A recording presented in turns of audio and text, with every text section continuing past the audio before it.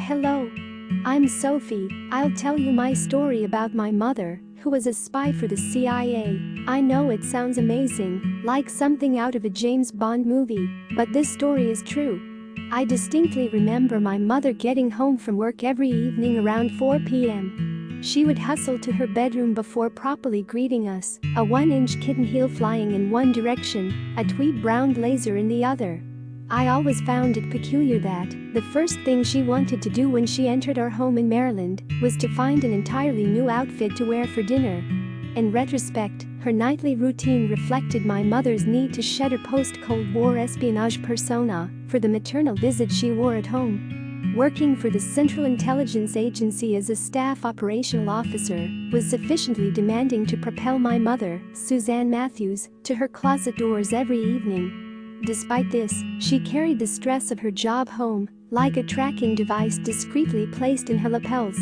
Over the course of a career that spanned from 1975 to 2007, this is what my mother, an agent working for the CIA, wore to work every day.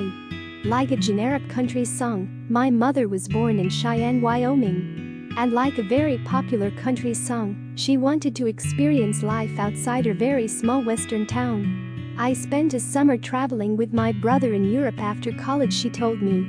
I was motivated to return, but didn't know exactly how to do that.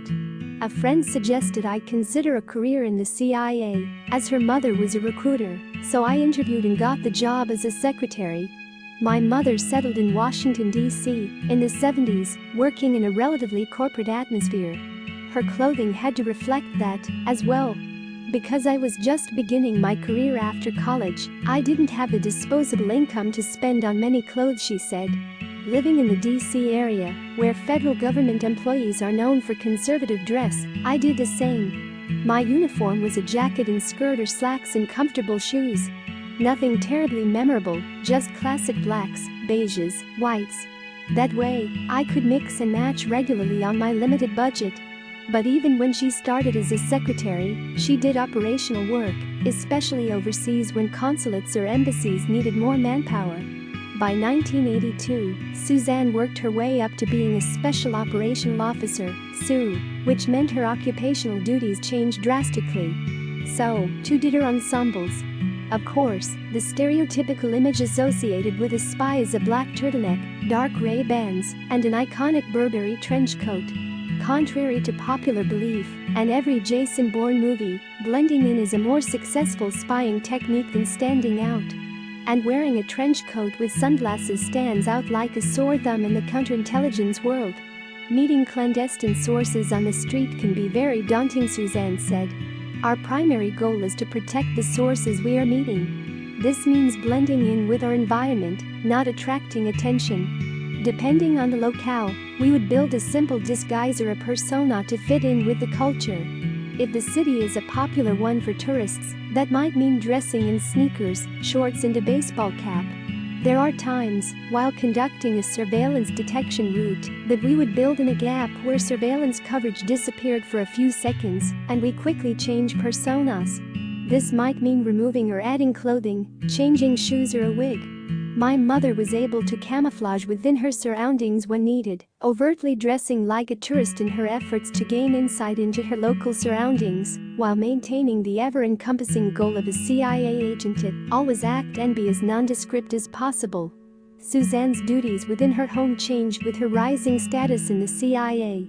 Foreign service workers often struggle to delineate their responsibilities at work with their role at home while living overseas. Female CIA agents often face the greatest challenge, shouldering the dual burdens of parenthood and a demanding espionage career. She juggled it all like most mothers and had to be mindful of her children and her career. Normally, children are not included in clandestine operations, Suzanne said. If there is a need for a casual observation of a target, perhaps a visit to a restaurant or ice cream store with the kids would help us look innocuous. Operating in plain sight is part of what we are trained to do. Generally, I would not recommend taking children along on an operation. There are simply too many things that could go wrong, and it is most important to protect our sources when arranging to meet. My mother often struggled with her wardrobe. She would avoid wearing heels at all costs, an occupational hazard that transcends industry and generation, as evident by younger generations opting for much more casual work uniforms. Similarly, Suzanne was challenged by the need to elevate the corporate uniform she donned to match the street fashions of the European capitals she prowled. A desk job in Washington, D.C. is a professional position, and we would dress accordingly. Working the street in a foreign location requires a keen sense for how the locals look and behave, and we would dress to blend in, she said. In a profession where clothing may mark you as a target for or threat to hostile foreign governments, the garment Suzanne chose each morning held more importance than a regular Madewell sweater might usually represent. For some, getting dressed for work is purely utilitarian. Jeans, t-shirt and a sweater for heavily air-conditioned offices. For others, uniforms are laid out the night before work to jump mindlessly into an early shift. For Suzanne, a retired veteran of the CIA, fashion was a means to blend into foreign environments with very different fashion rules, whether it be the dimly lit streets of an exotic locale or the fluorescent hallways of the Reagan-era CIA headquarters. If she failed to meet the fashion requirements of either setting by standing out dramatically, Suzanne's career could have floundered. Now retired 30 years later, she can go about her day wearing statement necklaces and bold earrings without fear of losing a precious foreign contact or blowing her cover. She now enters Chico's with her head held high.